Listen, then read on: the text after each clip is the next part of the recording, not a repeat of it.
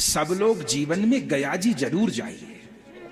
इन बातों को अंधविश्वास मत मानिएगा मेरे भाई बहन, ये सब कथा का अंश है। श्री राम गया जी गए हैं, हम श्री राम से ज्यादा समझदार हो गए क्या? श्री राम सीता जी के साथ गया जी गए हैं। वाल्मीकि रामायण खोल के देखिए, जब श्री राम श्राद्ध करने लग गए, जानकी जी ने भोजन बनाया, श्राद्ध जब करने लग गए तो 3 पीढ़ी के श्राद्ध होते हैं, तो ब्राह्मण बिठाए, भोजन बनाया जानकी जी ने। राम जी ने कहा कि परोसो। जानकी जी ने घूंघट कर लिया, आई नहीं। राम जी के परोसो।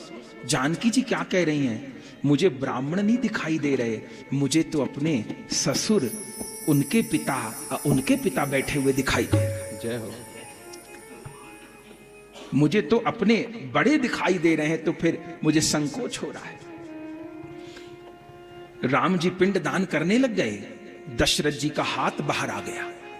राम जी चौंक गए।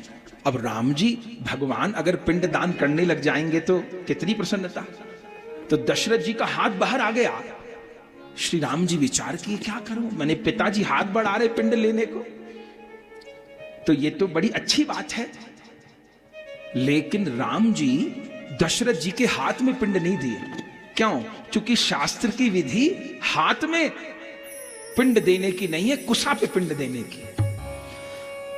तो श्री राम जी पत्तल पे, कुसा पे पिंड रखे।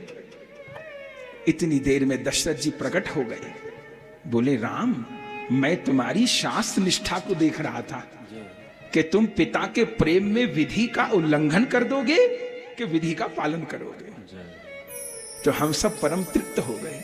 श्री राम को क्या जरूरत है, श्री कृष्ण ने पिंडदान किया। महाभारत युद्ध के बाद श्री कृष्ण पिंडदान करने गए हैं, पांडवों ने पिंडदान किए हैं। जीवन में गया जी जरूर जाइए।